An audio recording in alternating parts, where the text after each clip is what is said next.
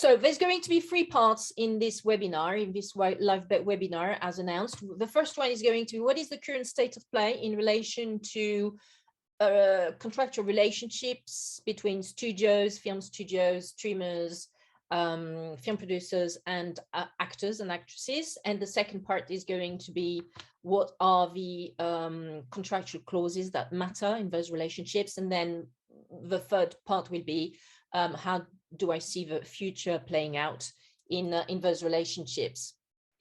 So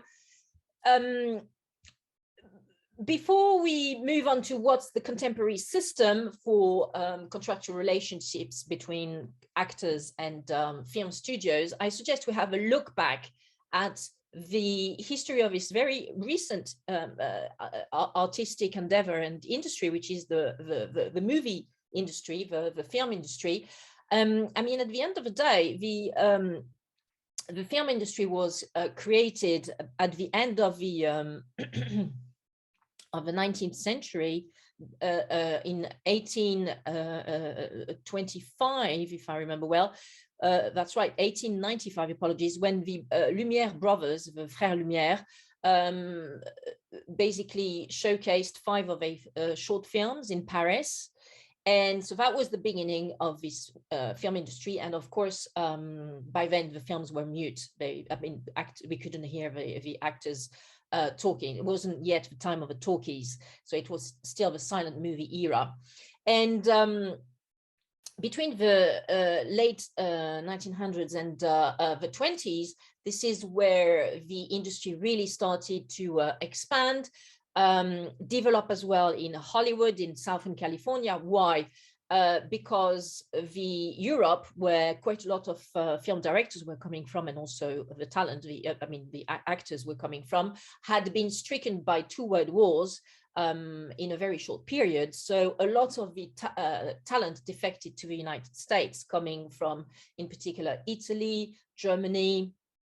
They just left to the US. And why Hollywood? Why Southern California? Well, there was plenty of sun, which is great when you want to film. And secondly, the land was cheap there. Okay, it was still a place which had a lot of space and was still really cheap. So Hollywood really became the golden standard for the film industry, you know, around the 1920s. So what we are going today to focus mainly on what's happening in the Hollywood sort of world, and I'm going to focus on that as opposed to focusing on French law stuff and English law stuff. Okay, just to let you know. What was quite interesting is that the 2 pillars of the Hollywood movie industry were the studio system and the star system. So the studio system back in the 20s was revolved around a small number of large movie studios and also smaller movie studios, which basically dominated the industry.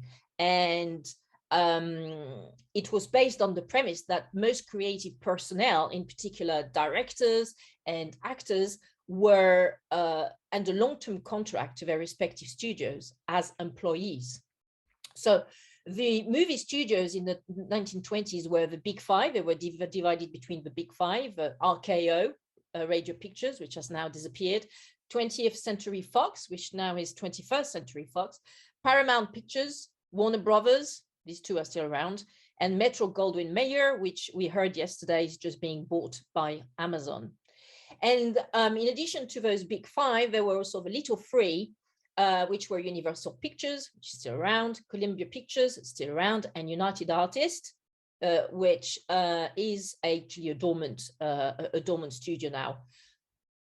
So belonging to MGM, by the way, now. So in addition to this pillar of the studio system, there was also the star system, which was the way to manage the talent. And so for actor and actresses, that meant that basically the star system was a method of creating, promoting, and exploiting movie stars in Hollywood films.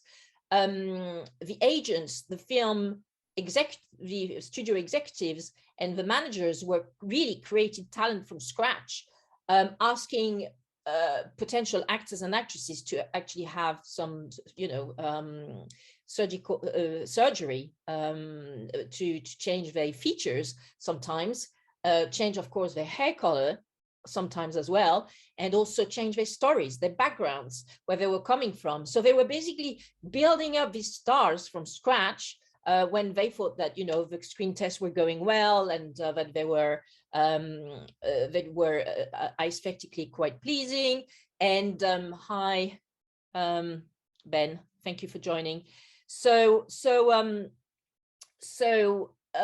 of the stars that actually went through the star system include Gary Grant, who actually was a British bloke from the north of England called Archibald Leach initially, John Crawford, who was born Lucille Fay LeSueur, and who was coming from a very, very poor background, and Rock Hudson, who was born Roy Harold Scherer, and despite the fact that he was starring in all these films, being,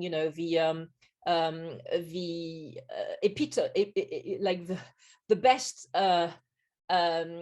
son-in-law that a mother could have, he was actually extremely gay, homosexual. So under the star system, these actors were literally owned by the studios as properties, and they were locked into employment contracts with a standard term of usually 7 years, for which they earned a weekly wage like any other employee of a movie studios.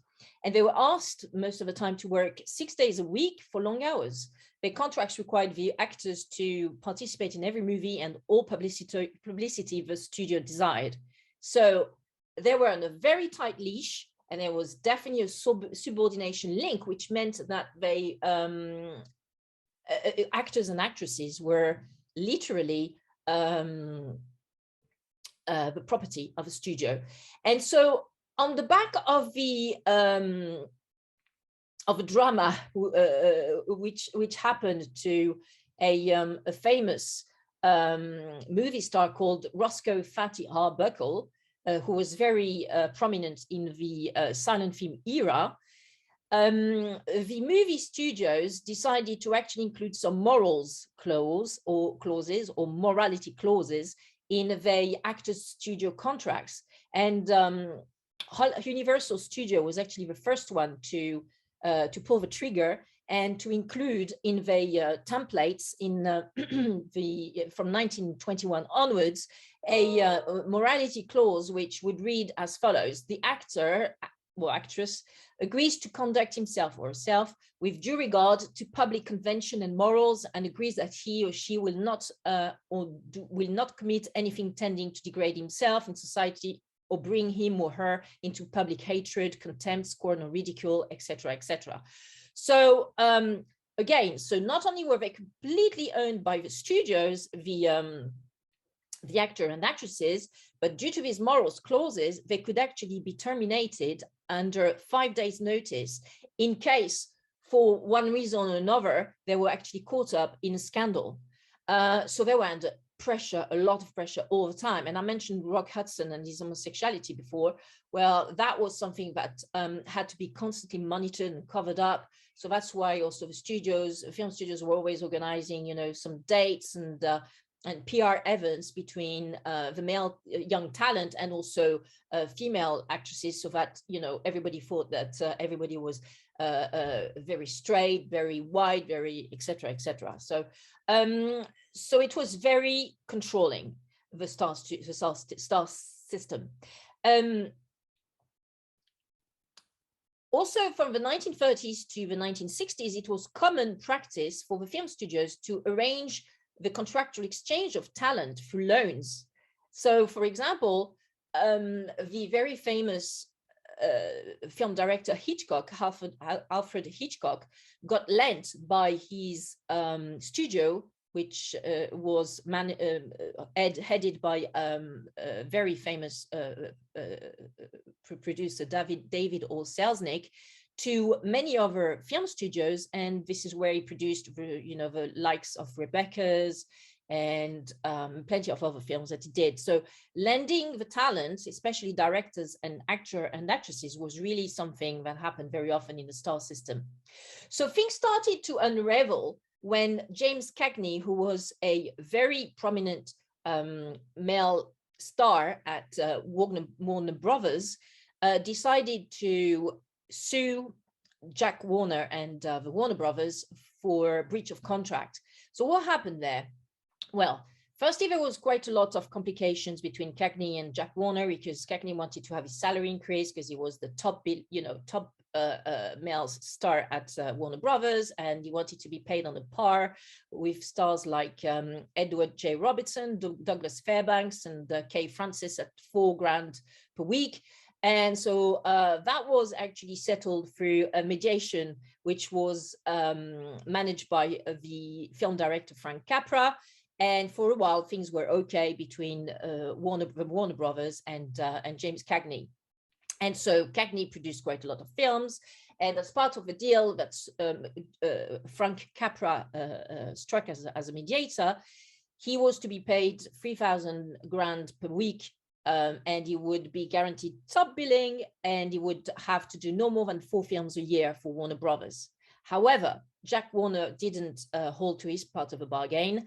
And when the fifth film, actually, that Cagney shot in the year 1934, so that was already a breach because he filmed 5 films instead of 4. So when the 5th title, Ceiling Zero, was released, Cagney discovered that he was not on the billboards in Los Angeles. He wasn't top billing.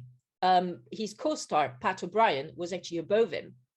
So that was a second breach to the settlement agreement which had been struck, and therefore Cagney sued Warner Brothers, and he won.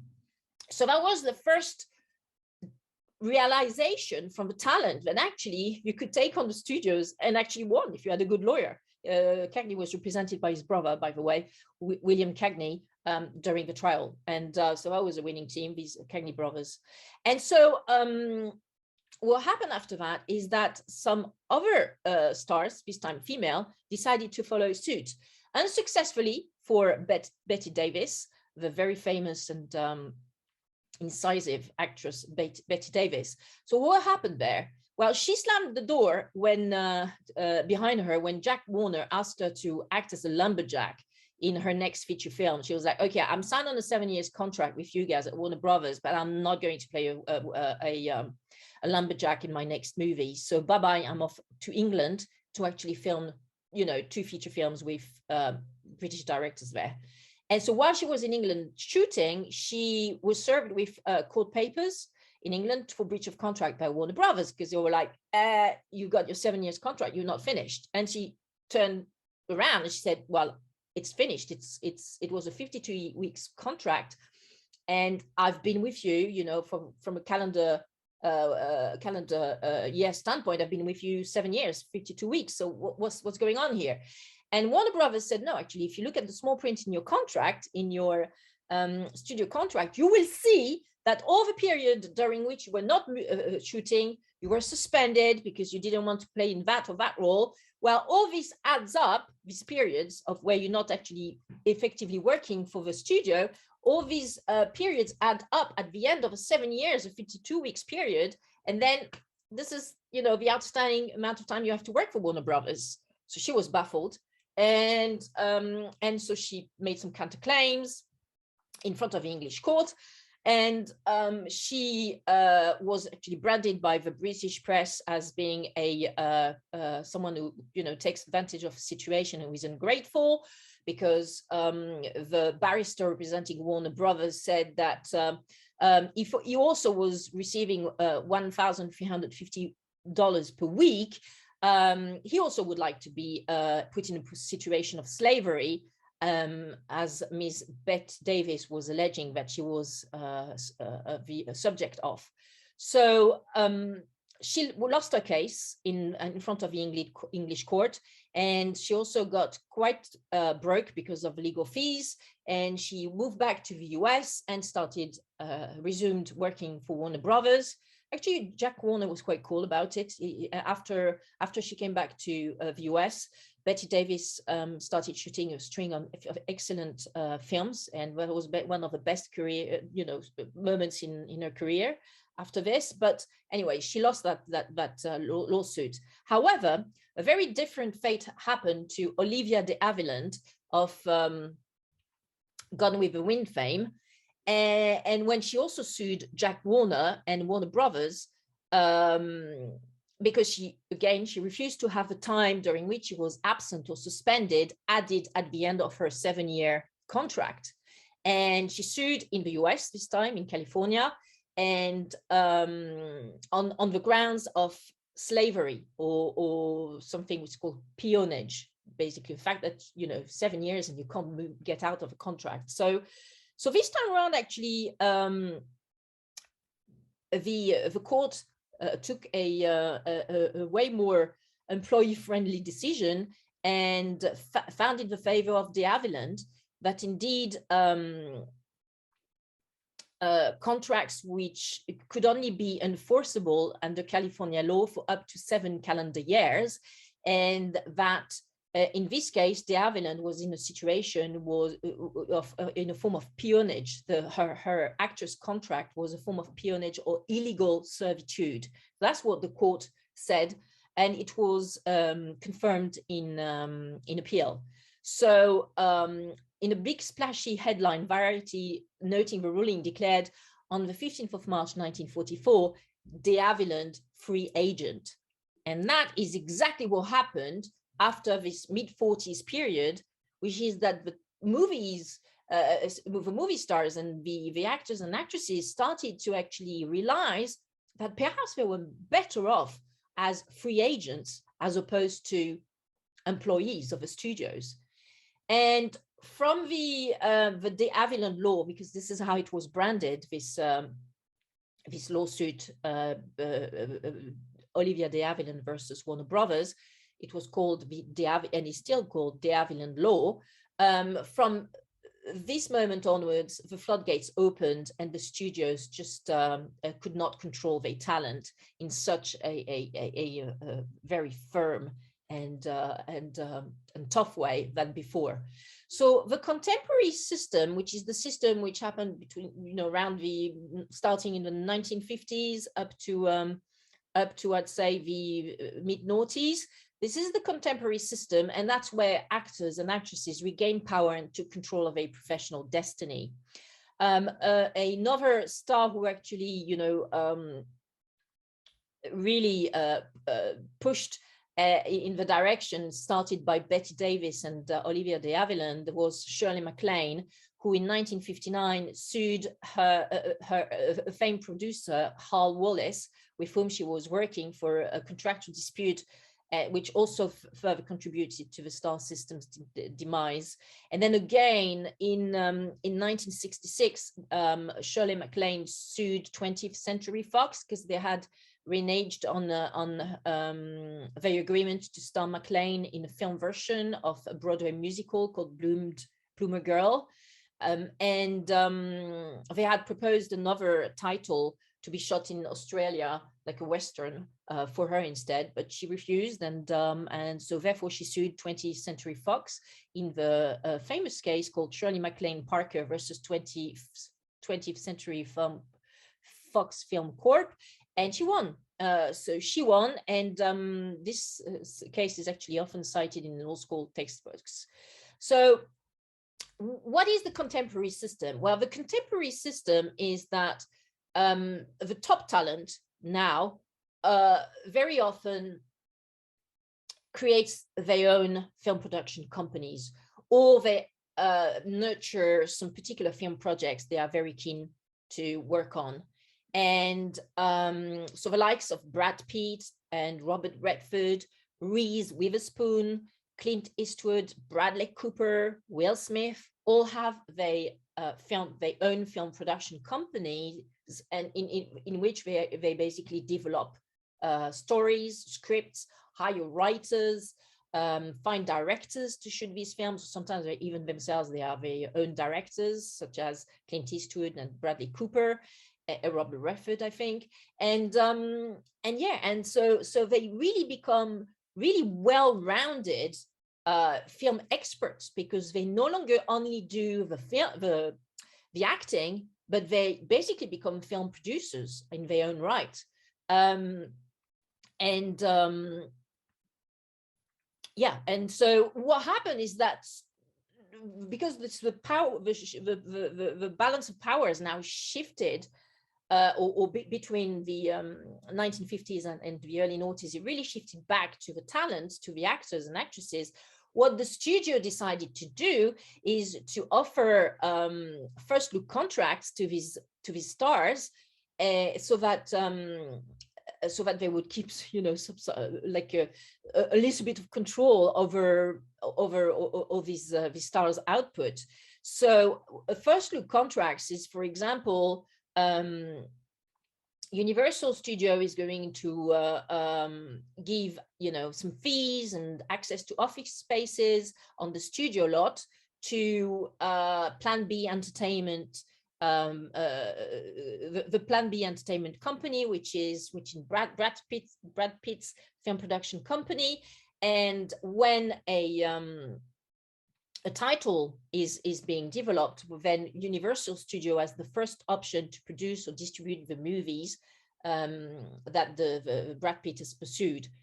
This is just an example, and it's not from real life. It's just an example. I have no idea whether Brad Pitt and Universal Studio work together. It's just an example of what a first look contracts is and entails.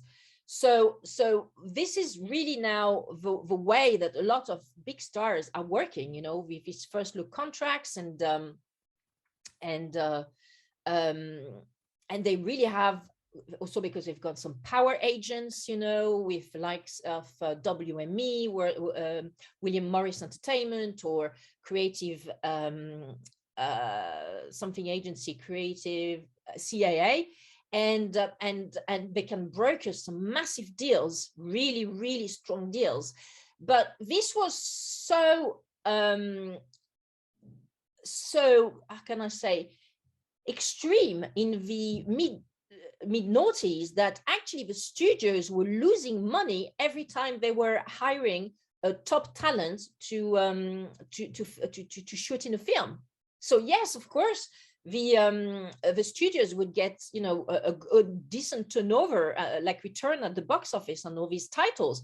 But the fact is that because the star was getting such a large part of all the receipts and the box office receipts, and also, of course, up front they were being paid a salary, but very often they also had a share in the income generated at the box office, and also later on during the long tail, that the studios were basically not making any profit out of these stars. So you can read this situation quite well in the book called Blockbusters: Why Big Hits and Big Risks Are the Future of an Entertainment Business, which I mentioned in my article. Let me just send you a link to that, and you will see that basically,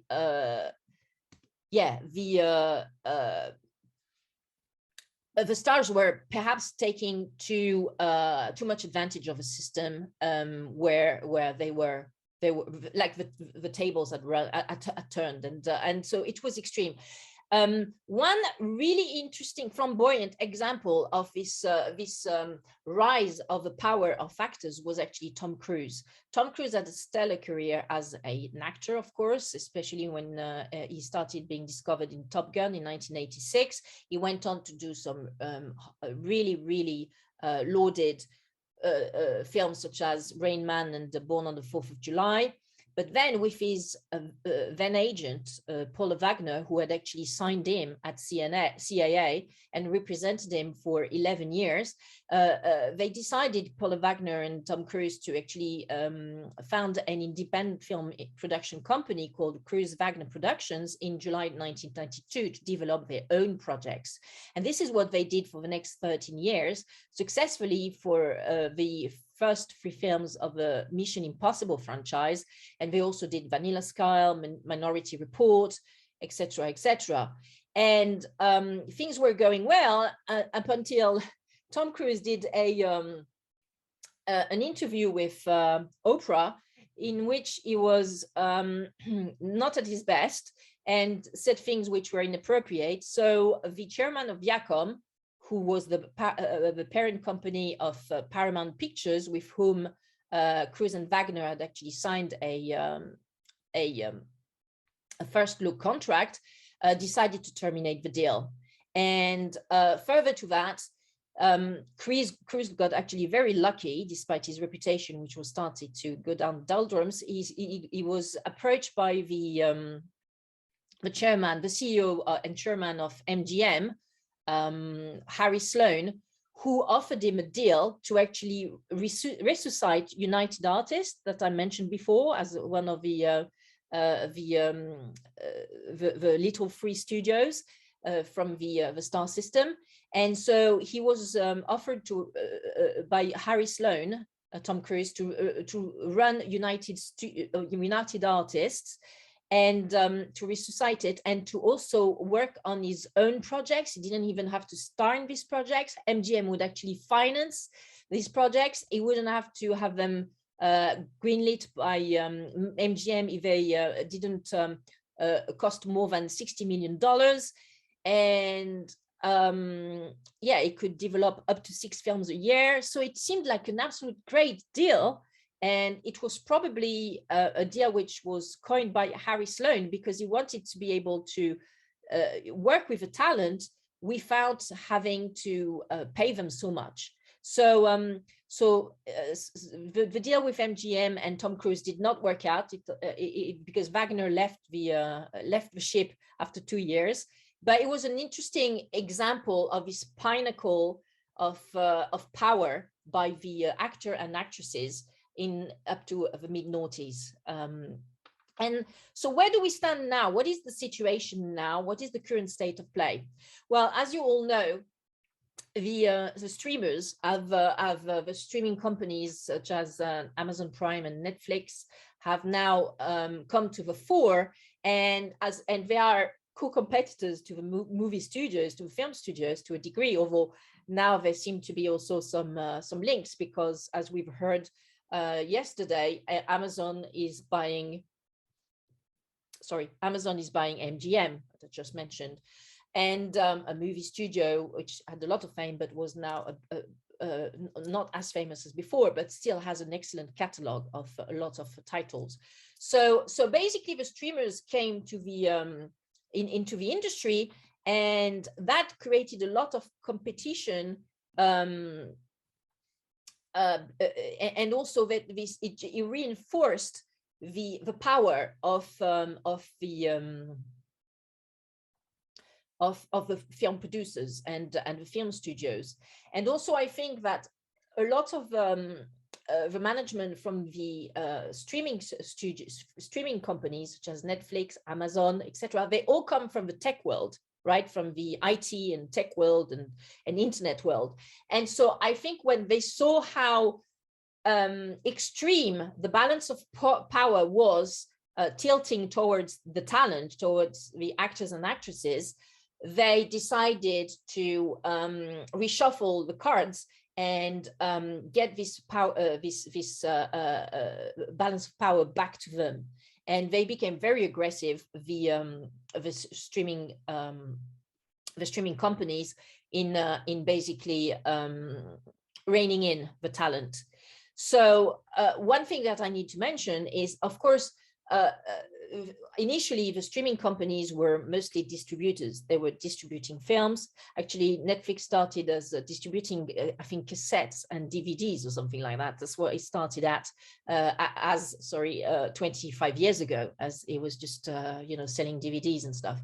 But when Netflix created their platform online, and started to have so many submissions, people taking memberships, monthly memberships, they started to have lots of cash coming in back to their into their pockets. So they needed to invest that cash, right? What did they do? Well, so that's why they went into content production. They started to become also film producers and content creators. But that was not the first step. The first step was to be solely distribution.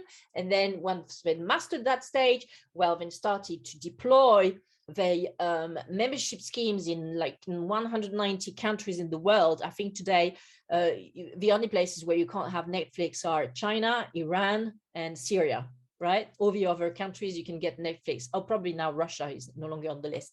Yeah, that's right. Netflix stopped its subscription in Russia, but all this cash coming in, and they started to redeploy it in the business by going into content production. As I'm sure you remember, around 6 years ago, we started to be, all us, the audience, the customers, we started to be really in awe at the various series in particular that they were producing, such as Versailles, more recently the Queen's Gambit, and etc., Little Things, etc. So that means that since there are more players and also more dominant players in the studio/film production space, it means also that it's less easy for big stars to impose their terms. Okay, because another thing also that the streamers did is that they also decided to recruit a lot of new talent so that it wouldn't cost them too much. So as opposed to taking already known talent who immediately wants to impose their conditions and their terms. So at the moment, the system is that the balance of power is shifting back to the film studios and the streamers. And I'm going to explain to you in a second how they are basically doing this from a contract standpoint. Do you guys have any questions? Are there any comments that you want to make, or questions that you want to ask? Now is the time. If you want to unmute yourself, or if you want to ask them in the chat box, don't hesitate. So let me have a look at our audience on YouTube. So Melanie is asking,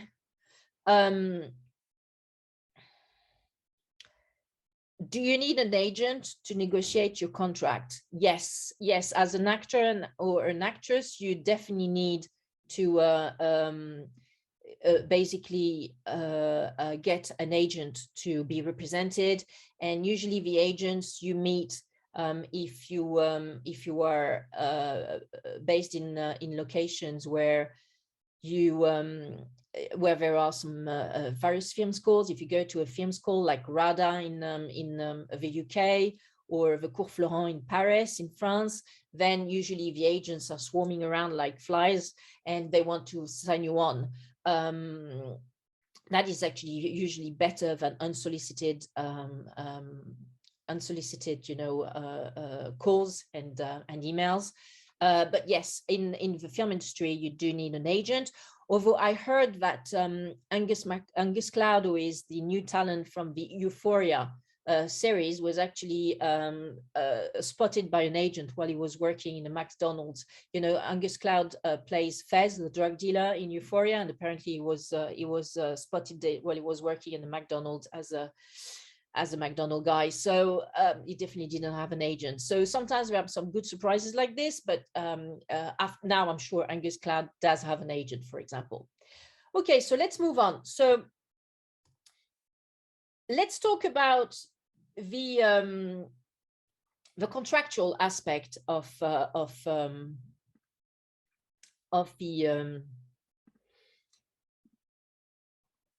contractual aspect of the relations between actors, actresses, and film studios and streamers. So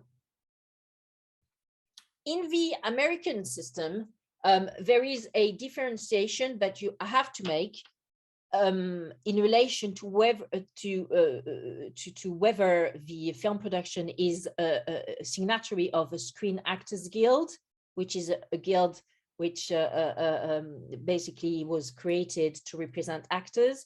So if a film production is a signatory to the Screen Actors Guild, and it is almost always the case in the US, then the first question that you have to ask yourself is whether the actor is guaranteed $65,000 or more in total compensation for acting services by this particular film production company or no. So if the actor is guaranteed $65,000 or more, then this actor will fall under the Schedule F for Freddie, Schedule F of the SAG Basic Agreement, which there is a link to in my article that I've sent you the link of. And so the film production company will be free to negotiate many employment provisions that would otherwise be set in stone by the guild, by the SAG Screen Actors Guild, including overtime and meal breaks and scheduling and minimum daily or weekly compensation if this actor is a Schedule F actor. And so if the actor is not a Schedule F actor, then you refer to such an actor as a daily or weekly actor. So the two most important deal points when hiring a Schedule F actor or any kind of actor in the US are the compensations and the scheduling. With respect to the scheduling, it is often overlooked, although it is very important, this point about scheduling. An actor is someone who is selling his or her time, and actors will not make a binding commitment to block out time for a film production and therefore pass on other opportunities unless they are guaranteed payment, even if you end up not using them. So they also cannot make an indefinite commitment to a film production. So unless the studio is paying a sizable sum in guaranteed compensation, the actor will expect some kind of guaranteed date after which he or she can accept new work without having to get the studio's approval first. So an important negotiation point in an actor's deal revolves around the total number of days or weeks that the film production will need the actor to actually render services, the rehearsals and the shooting days, etc. And also the window of time in which the film company needs the actor to be available to them. So for example, will the film production need 3 consecutive weeks of service, commencing within 2 weeks before or after a specific date, within which the services will be rendered? So these are points of negotiation that actors' agents and film producers do negotiate.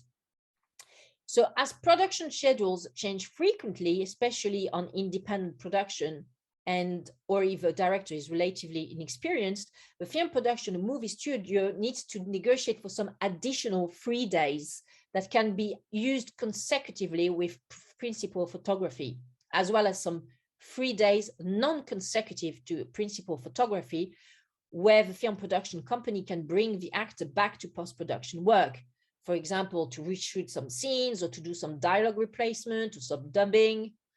So the actors' representatives, i.e. the agents or the lawyers, will probably require that after the scheduled days and free days are exhausted, the actor will be entitled to overage compensation at the same rate as a fixed compensation, which represents in relation to the originally scheduled period of services.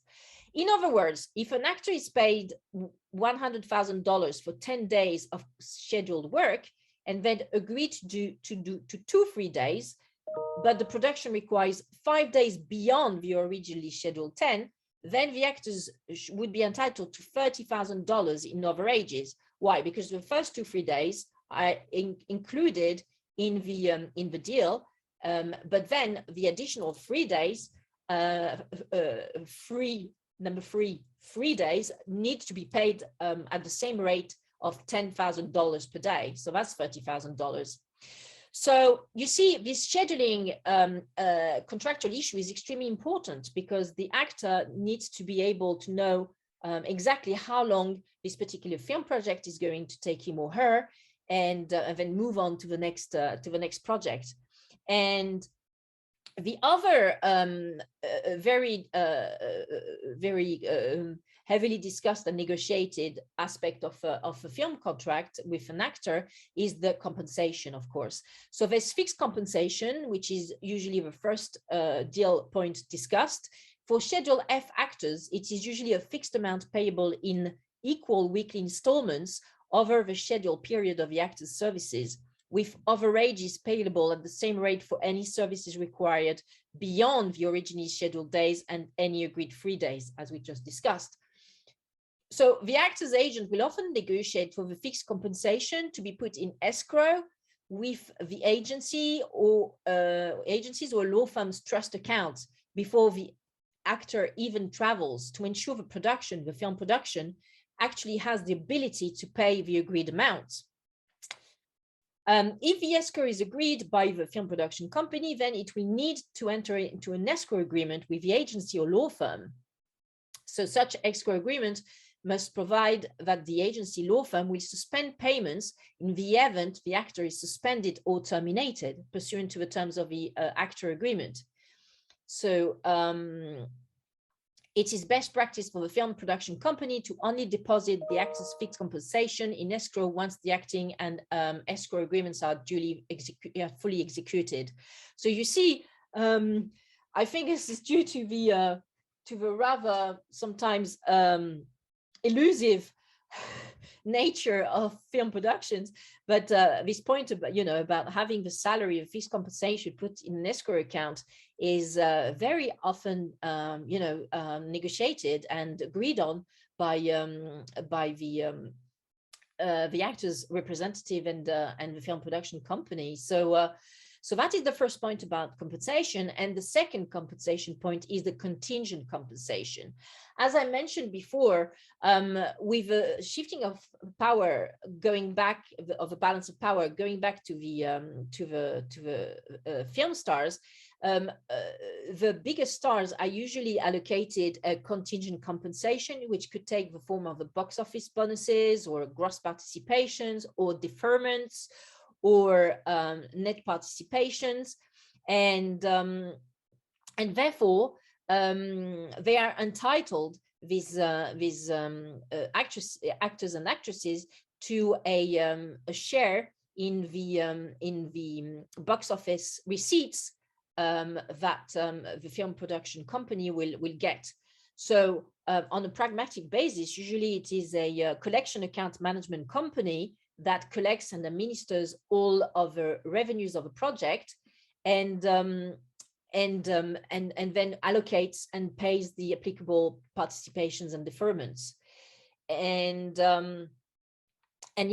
so that is why there are so many, this is why you still have the all this information in the trades, in the trade journals about all these box office receipts, because they usually give you also an indication of how much a film star is going to be paid as per his or her contingent compensation on the project.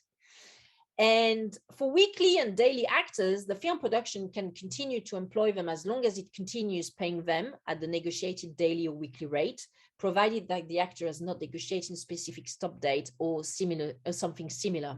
The negotiation is easier with daily and weekly actors because actually there's not really a negotiation, and also the rates are what it is. So it's just like standard term agreements that are being signed with the daily, weekly actors. And the next issue, which is being negotiated between the film production companies and the actors, are credits.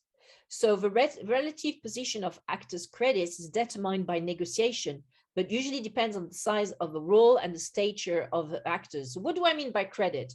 Well, I'm sure you know what it is when you're going to watch a film, and sometimes you've got either on the trailers or on the billboards or on advertisement in newspapers, or also at the beginning of a film, if a film starts with various credits. Well, this is what we're talking about, these credits.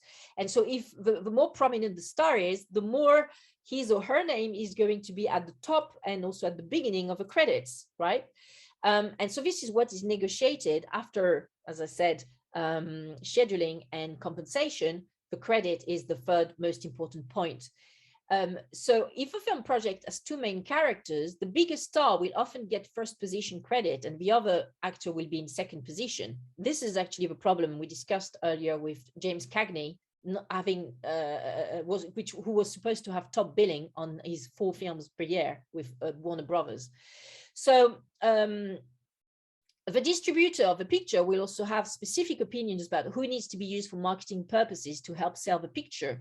And the film production company needs to liaise efficiently with the distributor's marketing department in order to clarify what kind of credit can be given to the actors while retaining top marketability and revenues maximizing. So as an agent or lawyer for the film star, for the actor, you often have to negotiate with a lawyer for the film production company and film studio, and they often are going to ask you to wait because they need to check with marketing, whether they can give you client the right to be top billing, to be at the top of the credits, or so it's going to be an interesting ping pong party, like back and forth between this marketing department and your client, so that they agree on the billing, on the credit positions. Also, it's customary to agree that an actor will have a right to approve the still photographs that will be used in the marketing of a picture, with the actor required to approve at least 50% of stills in which they appear alone and 75% of stills in which they appear with others who have approval rights. And yes, under the SAG rules, actors have a right of prior written approval over any scenes that require them or they double to appear nude or as engaging in sexual conduct. The actors' representatives will often ask that the contract set this out explicitly, including specific descriptions of the scenes being filmed and limitations on what can and cannot be shot. So this is also really quite tightly regulated. I need to quickly mention the pay or play concept, which has been created to protect above the line talents, such as actors and actresses, from being terminated without receiving their full fixed fee. So in the actors' agreement, the parties will agree that at a certain point in the production process, often well before principal photography starts, the talent becomes pay or play. And if they are subsequently terminated without cause, they will be entitled to the entire fixed fee, regardless of whether it has accrued at the moment of termination. So since the actors have blocked out their schedules for this production, they want to ensure that they will be compensated for that time, even if the producer decides to go a different direction or the production does not move forward. So the contract will set out that the talent can be terminated at any time for any reason, with or without cause, but even talent has become pay or play and is then terminated for any reason other than force majeure and or the talent's default or disability, then the actor will be entitled to a full fee. That is the concept of pay or play. Typically, a contract will say that the talent becomes pay or play on the earlier of commencement of principal photography or the hiring company electing to proceed to production of the picture with the actor in the specified role. And it's this concept of pay or play needs to be put in parallel with the concept of pay and play, which is reserved to film directors. In the pay and play concept, actually, the director is not only guaranteed to his or her compensation, but also as the right to render the services without being suspended or terminated, unless for cause, for a specified period of time. So for actors, the best you can get is pay or play. And for directors, you can even get pay and play, where he or she cannot be suspended. So anyway, that's an interesting point. So that is one of the also very critical contractual clauses which are being discussed and negotiated in contracts agreements. Now, what do I think about the future of the negotiation between actors, actresses, the ad agents and lawyers, and the film production companies, the film studios, and the streaming services? Well, I think it's going to be tougher for the talent to request massive salaries and contingent compensation. Why I'm saying this is because, as I'm sure you know, the streaming companies do not disclose their box office results, in the sense that even when the film is broadcasted on a day and date release, which means that it's going to be available to view on the platform, Netflix, for example, but it's also going to be available to view in cinemas, in theaters near you. So that's called day and date release. So even when films are released by Netflix or Amazon Prime on a day and date option, these streamers still do not disclose the box office receipts, and therefore that means that the talent, the actors in particular, cannot have any access to contingent compensation, as in box office bonuses or deferment or gross participation, etc., etc. And that is not going to change. I don't think that there's no reason why the Netflix and Amazon Prime of this world wants to disclose their box office receipts. They don't have to, and they don't want to do it. So the concept when a streamer like Netflix decides to actually be involved in a project, in a film production project, is that they will only buy it on a fixed fee. They will not, as I said, provide any type of contingent compensation, but to anyone, like not only to the actors and the actresses, but also to the independent film production that works with them. So they will finance the film, but then the film producers, the actors and actresses, they will not get any contingent compensation. And so this type of digital licenses, which are basically distribution agreements where Netflix acquires all worldwide rights in perpetuity to a motion picture prior to production, and which will be billed a Netflix original. It's a way to make a fixed buyout payment with no additional net profits, royalties, or other accountings. So they can be very secretive about the results, about how many people viewed the title, either online on their platform or in theaters. They don't disclose anything, and they don't have to, because they don't have to give accounts to anyone after it's been released. And that, of course, has a trigger effect with movie studios and big film production companies who are annoyed that they still have to disclose their box office results and pay contingent compensation to their stars, right? So I'm sure you've heard about this case recently where Scarlett Johansson sued the Walt Disney Company, Disney, over what she claimed was a breach of contract after Disney chose to release the Marvel superhero movie Black Widow on a day and date release scenario. And so that means that Black Widow was released by Disney in theaters, as well as on the same day online on its Disney Plus streaming platform. And Johansson said that due to that, her large part of the salary, which was the contingent compensation, was never paid to her.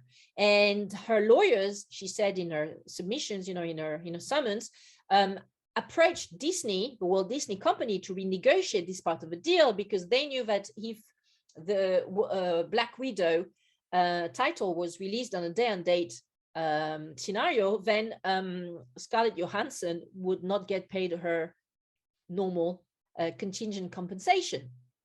So she sued, and it actually never went to the discovery stage, because they decided to settle after quite a lot of kerfuffle and Disney saying in the press that Johansson was very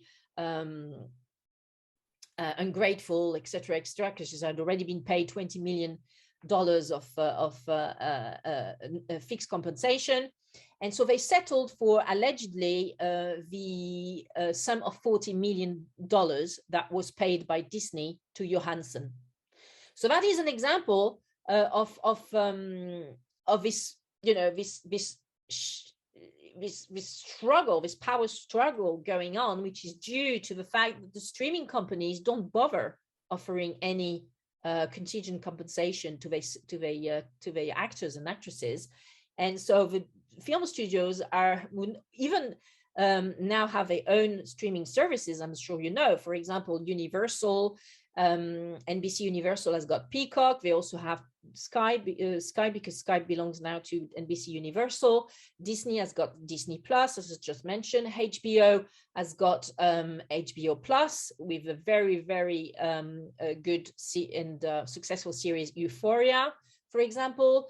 And so Paramount has got Paramount Plus. So they all have these streaming services, and now they want to actually change the terms of how the series as well as feature films are going to be showed on there, and also how much they are going to pay the talent for broadcasting these new series and feature films on their own streaming platforms. Because post-COVID, I think that most people still don't really want to go to cinemas and theaters. So for like 2 hours with strangers with no mask, I don't think so. So basically, the rise of streaming platforms is going to be more and more important. It fits the lifestyle of people. People want to be at home cocooning and being able to view their stuff when and how they want it. And the actor and actresses need to up their game as to how they can successfully negotiate with these streaming companies and also these film studios, which are reinventing themselves as streamers, how they can be paid. Another cause of concern that agents and actors have recently mentioned is the use of non-disclosure agreements and NDAs in casting, which is increasing enormously in the industry, probably due to the fact that producers during the lockdowns, etc., were sending scripts and information about roles through URL links and WeTransfer files by email. And therefore they wanted to make sure that it will not be, spread out in online and on social media by the people receiving the recipients of these various emails. So they bypassed the agents, these film producers, and they asked the actors and actresses to sign very, very stringent NDAs. And then once those NDAs are signed, then they would send directly the link to all these files, to the script, to and various information about the film projects directly to the actors and actresses, bypassing the agents. So the agents were annoyed because they were not able to see the scripts anymore. They were not able to discuss the projects with their own clients, with the actors and actresses, and they were basically completely left out of the loop of the negotiation process between these film producers and their own clients. So there was quite a lot of kerfuffle in the press 1 or 2 months ago, which I mentioned also in my article about actors' agreement, where a lot of agents were complaining about this, because of course, if you don't have an agent at your side negotiating for you and with you your actors' agreement, well, you're definitely not going to have the best terms. So, but in this case, the actors and actresses, especially for series, by HBO, by Netflix, and all the other streamers, they are forced into doing this. Basically, it's just almost like a take it or leave it situation. And so, yeah, my view on the future is that actors and actresses are going to be to go back to the stage where they were commodities, and that is going to be emphasized also by the fact that there are going to be more and more virtual stars, especially with the advancement of AI. So tech companies and film production companies will actually be able to